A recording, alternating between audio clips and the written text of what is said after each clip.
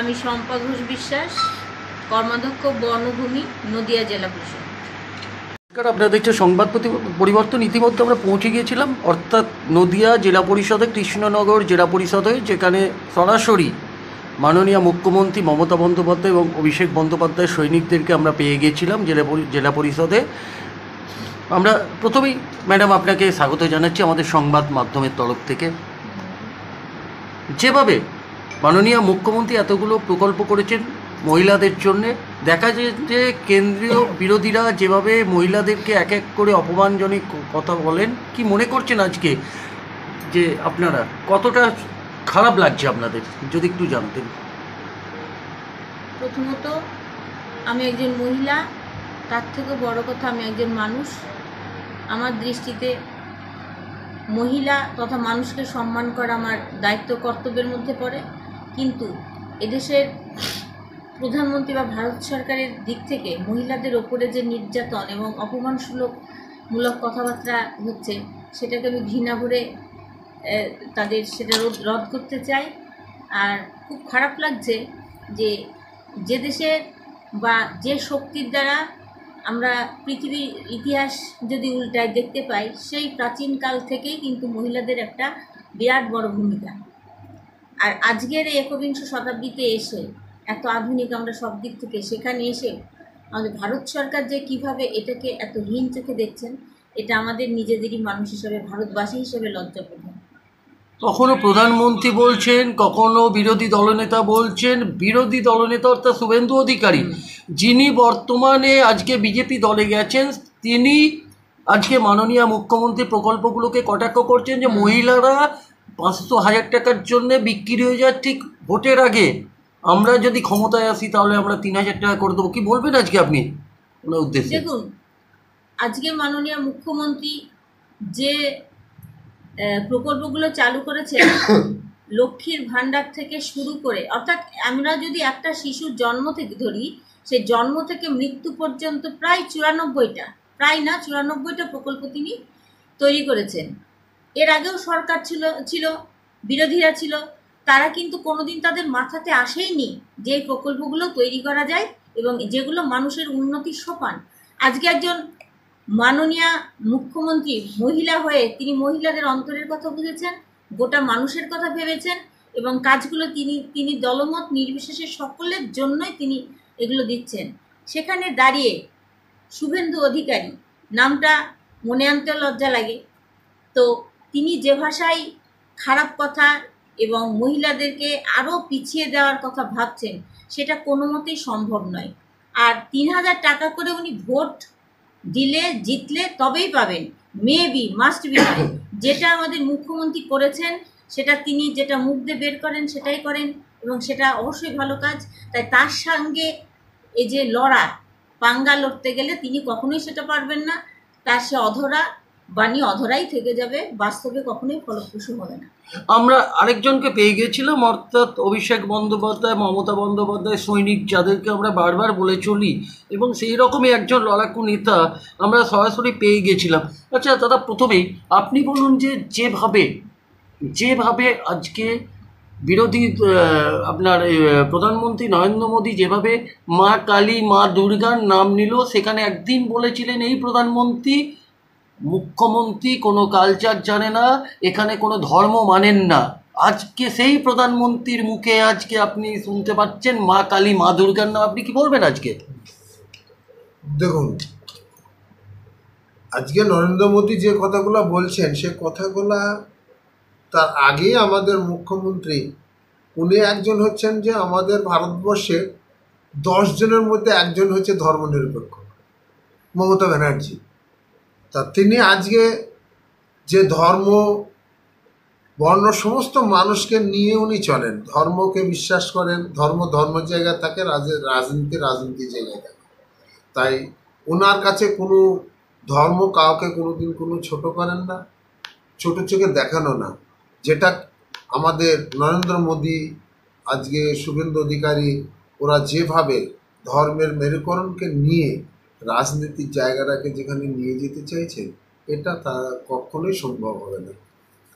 দেখা যাচ্ছে যে মানে অমিত শাহ যখন এলো, প্রধানমন্ত্রী এলো, আবার দেখা যাচ্ছে স্বরাষ্ট্রমন্ত্রী এই বাংলার এতে মাটিতে পা রাখবে 2026-এর আগে। কি মনে করছেন আজকে রূপরেখা কোন দিকে সাজাচ্ছে ওরা? শোনেন, ওনারা যতই ওয়েস্ট বেঙ্গল আসুক, তো ওয়েস্ট বেঙ্গলের মানুষ, ওনারা বাংলার মাটিকে ভালোবাসেন। বাংলার মাটি, এখানে থেকে ওনারা যতই আসুক, এখানে পা দেন না কেন, কোনো রকমই এখানে সেই সংগঠন ওনারা করতে পারবেন না। 2026 বিধানসভা ভোট, যেখানে পাখির চোখ করে ভোট করা হবে, সেখানে এনআরসির জুজু দেখানো হচ্ছে, মানুষকে বিভ্রান্ত করার চেষ্টা করা হচ্ছে। কি বলবেন আপনারা আজকে? কোনো কাজ হবে না ওতে। এনআরসির ভয় দেখিয়ে, ওই নোটবন্দি দেখিয়ে যে এখানে মুসলিমদেরকে এখান থেকে সরিয়ে দেওয়া হবে, সংখ্যালঘুদেরকে তাদের ওপর অত্যাচার করবে, এটা কিন্তু বাংলার মানুষ কোনোদিনই পাত্তা দেয়নি এবং দেবও না। আর ওতে কোনো কাজ হবে না। মমতা ব্যানার্জি হচ্ছে শেষ কথা। দেখা যাচ্ছে হেমন্ত বিশ্ব শর্মা সেখানে বলছেন বাংলা ভাষায় কথা বললে সে বাংলাদেশি। যেভাবে ভোটার লিস্ট থেকে বাদ করা হচ্ছে 2026 বিধানসভা নির্বাচনের আগে, কোন দিকে যাচ্ছে? বাংলাদেশি, বাংলা, আমরা তো বাঙালি, আমাদের ভাষাটা হচ্ছে বাংলা। তা সেখানে থেকে আমরা তো বাংলা ভাষাই বলবো। তাই বলি যে বাংলা ভাষী বলে তারা বাংলাদেশি, আমরা ভারতীয় নয় বা আমাদের ওয়েস্ট বেঙ্গলে আমরা বসবাস করি না, এটা ঠিক নয় ওনারা যে কথাটা বলছেন। আচ্ছা স্যার, আপনারা কি কি উন্নয়ন নিয়ে মানে স্টার্ট করেছেন এই 2 বছর হলো, 3 বছর কি কি করেছেন আপনারা? আমরা প্রথম উন্নয়ন করেছি, রাস্তা তৈরি করেছি, রাস্তা উন্নয়ন করেছি, সজলধারা নিয়ে এসেছি, সজলধারা তৈরি হয়েছে, আমাদের অনেক টয়লেট করা হয়েছে, হাই মার্কস লাইট দেওয়া হয়েছে। তারপরে অনেকে এক একজনে এক একটা পছন্দ মতন স্কিম নিয়েছেন আমাদের জেলা পরিষদের মেম্বাররা। কেউ গার্ডওয়াল নিয়েছেন, কেউ হাট নিয়েছেন, বিভিন্ন জন বিভিন্ন রকমের স্কিম নিয়েছেন। আমরা তাদের থেকে অনেকটা উন্নয়ন আগিয়ে গেছি জেলা পরিষদ স্যার, থেকে। কি কি বাকি আছে আপনার? আমাদের বাকি, হ্যাঁ, আমাদের এখনো অনেক কাজ বাকি আছে, বহুত কাজ হয়েছে এবং কিছু কাজ আমাদের যে সমস্ত স্কিমগুলো নেওয়া হয়েছে সেই স্কিমগুলো আস্তে আস্তে সেগুলোকে এখন আমাদের কাজ শুরু হচ্ছে। যেহেতু আমাদের নির্বাচন হওয়ার পরই 2টো উপনির্বাচন হয়ে গেল আমাদের নদিয়ায়, তাই সেই উপনির্বাচনের জায়গায় উন্নয়নের ধারাটা একটু, আমাদের গতিটা একটু পিছিয়ে গেছে, তার জন্য একটু লেট হলো। এইবার আমাদের উন্নয়ন দ্রুত গতিতে আমাদের এগিয়ে যাচ্ছে। আমাদের যে সিদ্ধান্ত নেওয়া হয়েছে তাতে আমরা আমাদের বাকি কাজগুলো সম্পূর্ণ আমরা করব। আচ্ছা, বিরোধীদের কটাক্ষের জবাব আপনি কিভাবে দেবেন? আপনারা বিরোধীরা যেভাবে কটাক্ষ করছে, কিভাবে তার জবাব দেবেন আপনি? বিরোধীরা যত কটাক্ষ করবে আমাদেরকে, আমরা তত আমাদের সংগঠন শ্রীবৃদ্ধি হবে এবং আমরা সেখানে ব্যাপক সিট নিয়ে আমরা এবার আবার 2026-এ আমরা বেরিয়ে আসবো। দিদি, আপনি কি বলবেন? কতটা আপনার প্রস্তুত যে 2026-এ বিধানসভা ভোটে? যে নিন্দুক তার ধর্ম নিন্দে করা, যে কর্মী তার এগিয়ে চলা। তাই কে কি বললো আমি পেছনে রেখে আমি এগিয়ে যাব। মাননীয় মুখ্যমন্ত্রী আমাদের সাথে আছেন, অভিষেক বন্দ্যোপাধ্যায়ের সাথে আছেন। আমরা সবাই তৃণমূল কর্মীরা, মানুষের স্বার্থে, জনগণের স্বার্থে তার সেই দায়িত্ব আমরা বহন করে চলেছি। আমরা অবশ্যই 26-এ উচিত শিক্ষাটা কিভাবে দিতে হয় বিরোধীদের সেটা দেব এবং চতুর্থবারের জন্য আমাদের মাননীয় মুখ্যমন্ত্রী আবার আসছেন, এটাই শেষ কথা। আচ্ছা, আপনার নামটা একটু স্যার। আমার নাম মোহাম্মদ শহীদুল্লাহ শেখ।